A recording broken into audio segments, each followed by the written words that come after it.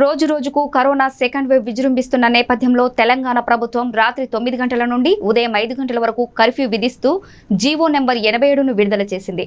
అయితే యాదాద్రి భువనగిరి జిల్లాలో రాత్రిపూట కర్ఫ్యూ ఏ విధంగా అమలు అవుతుంది, పోలీసులు తీసుకుంటున్న చర్యలు ఎలా ఉన్నాయి అనే విషయాలపై మా ప్రతినిధి ఎర్ర జాన్సన్ స్పెషల్ స్టోరీ.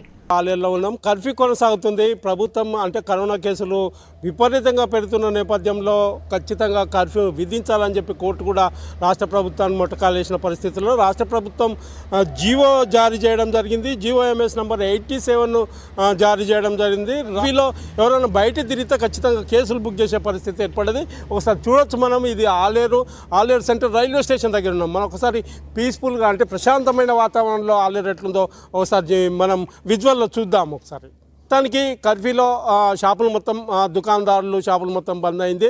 వాహనాలు మాత్రం ఎట్టి పరిస్థితుల్లో తిరగడం లేదు. పోలీసు వ్యాను అంటే పోలీసు వెహికల్స్ మొత్తం చక్కర్లు వేస్తున్న పరిస్థితి కనిపిస్తుంది. ఇప్పుడున్న పరిస్థితుల్లో అంటే కరోనాను కట్టడి చేయడం ఖచ్చితంగా కర్ఫ్యూ పెట్టాల్సిన పరిస్థితులు ఏర్పడ్డాయి. కర్ఫ్యూలో ఈ వాతావరణం ఎట్లుందో ఒకసారి విజువల్స్ ఒకసారి చూడొచ్చు.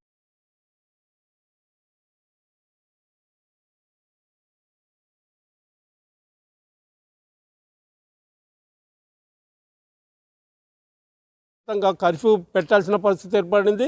ప్రజలు బయటికి వెళ్లకుండా అంటే బయటికి వెళ్ళిన అత్యవసర పరిస్థితుల్లో మాత్రమే బయటికి వెళ్ళాల్సిన పరిస్థితులు ఉన్నాయి. కాబట్టి ఖచ్చితంగా మనము ప్రజలంతా గమనించాల్సిన అవసరం ఉంది. ప్రజలు సహకరిస్తే కరోనాను ప్రజలు కర్ఫ్యూకు సహకరించాలని చెప్పి ఓ పక్క పోలీసులు కూడా అదే జిల్లా డీసీపీ కూడా నారాయణ రెడ్డి గారు కోరుతున్న పరిస్థితులు కనిపిస్తున్నాయి. రాత్రి 9:30 అవుతుంది. ఒకసారి చూడొచ్చు. ఆలేరు రైల్వే గేట్ దగ్గర ఉన్నాం మనం.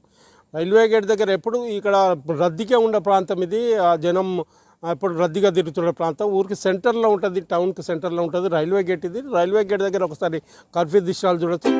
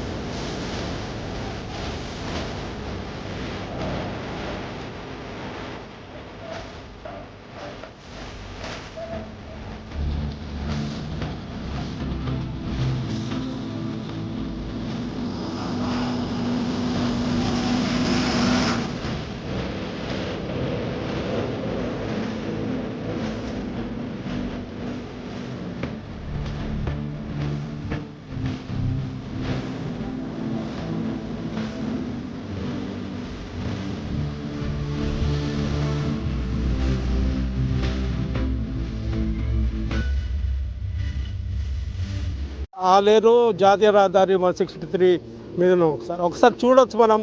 పోలీసులు చెక్ పోస్ట్ని ఏర్పాటు చేసి ఇక్కడ మొత్తం అంటే చెక్ చేస్తున్న పరిస్థితులు కనిపిస్తున్నాయి. మొదటి రోజు సందర్భంగా పోలీసు అధికారులు వచ్చి పోలీసు బందోబస్తు ఏర్పాటు చేసి బార్కెట్లు కూడా ఏర్పాటు చేసి చెక్ పోస్ట్ ఏర్పాటు చేయడం జరిగింది. ఈ సందర్భంగా అంటే ప్రజలకు ఏ విధమైన ఇన్స్ట్రక్షన్స్ ఇస్తారు అనేది ఒకసారి ఇక్కడ యాదగిరిగుట్ట రూరల్ సిఐ నర్సయ్య గారు ఉన్నారు. ఒకసారి అడిగి తెలుసుకుందాం. సార్ నమస్తే సార్.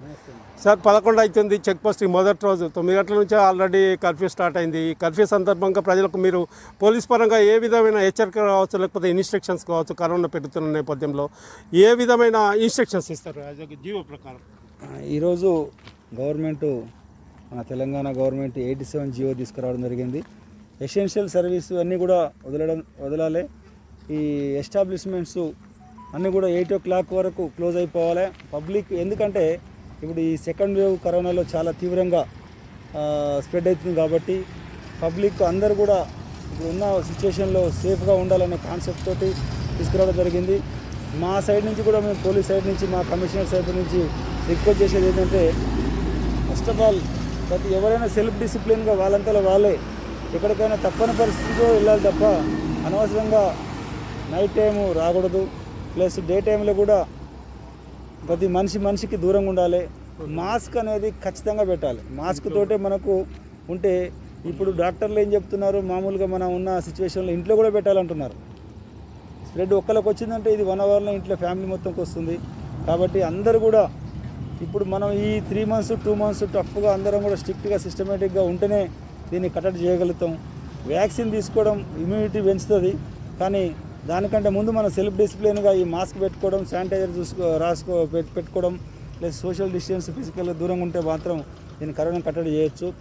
ఏదైనా కూడా ఇప్పుడున్న మన గవర్నమెంట్ తీసుకున్న నిర్ణయానికి అందరూ కూడా సెల్ఫ్ డిసిప్లిన్గా పాటిస్తే దీన్ని కట్టడి చేయొచ్చు. మా వంతు మేము మన పోలీస్ తరఫు నుంచి మనం రాచకొండ కమిషనర్ గారి ఆదేశాల ప్రకారం మేము ఇక్కడ కూడా రాలేరు మన బైపాస్ రోడ్లో చెక్ పోస్ట్ ఏర్పాటు చేయడం జరిగింది. మేము ట్రాఫిక్ ఇన్స్పెక్టర్ గారు మరియు మా ఎస్ఐ గారు ప్లస్ మా అంత సిబ్బంది ఇక్కడ ఉండేసేసి ఏదైనా ఎసెన్షియల్ సర్వీస్ కాకుండా వేరే అదర్ వెహికల్స్ వస్తే మాత్రం వాళ్ళకు ఈరోజు ఫస్ట్ టైం కాబట్టి చెప్పడం జరుగుతుంది. మాస్కులు పెట్టకుంటే చాలాను కూడా 1000 రూపాయలు వేయడం జరుగుతుంది. అంటే మొదటి రోజు కాబట్టి కొంచెం అంటే లూజ్గా వదిలిపెట్టిన ఖచ్చితంగా కరోనా సెకండ్ వేవ్ విజృంభిస్తున్న నేపథ్యంలో అంటే కఠిన చర్యలు తీసుకునే అవకాశం ఉంది. అదేవిధంగా అంటే కేసులు కూడా పెట్టే అవకాశం ఉంది. ఎస్, అంటే లూజ్ అనేది ఏం లేదు. యాక్చువల్గా మొదటి రోజైనా కూడా మేము టైంకు అన్నీ కూడా ఎస్టాబ్లిష్మెంట్స్ క్లోజ్ చేయించగలిగాం. ప్లస్ వాళ్ళకు కూడా అవేర్నెస్ చేసుకుంటూ పబ్లిక్ అడ్రస్ సిస్టంలో చెప్పుకుంటూ ప్లస్ వాళ్ళందరినీ కూడా షాప్లో వాళ్ళని 8 o'clock ఎగ్జాక్ట్లీ క్లోజ్ చేసాం. ప్లస్ ఇప్పుడున్న వెళ్తున్న వెహికల్స్ కూడా మ్యాక్సిమం ఇవన్నీ కూడా essential service sand vehicles plus మన కిరాణా గ్రాసెస్ ఐటమ్స్ ప్లస్ ఏదైనా హెల్త్ డిపార్ట్మెంట్ సంబంధించినవి కానీ ఫార్మా సంబంధించిన కానీ ఐటమ్సే ట్రాన్స్పోర్ట్ అవుతున్నాయి కాదు, వేరే ఏం లేవు.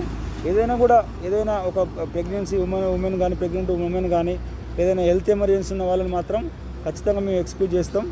అదర్వైజ్ వేరే కామన్గా ఉండే సరదాగా బయటికి వెళ్దాం అనుకున్న వాళ్ళు మాత్రం దయచేసి బయటికి రావద్దు. తప్పని పరిస్థితుల్లో వచ్చినా కూడా మాస్క్ అనేది ఖచ్చితంగా పెట్టుకోవాలని మేము రిక్వెస్ట్ చేస్తాం. ఓకే, ఉదయం 5 గంటల వరకు ప్లస్ ఈరోజు అంటే ప్రతిరోజు ఈ రోజు నుంచి 30 తారీఖు వరకు నైట్ 9 o'clock నుంచి మార్నింగ్ 5 వరకు.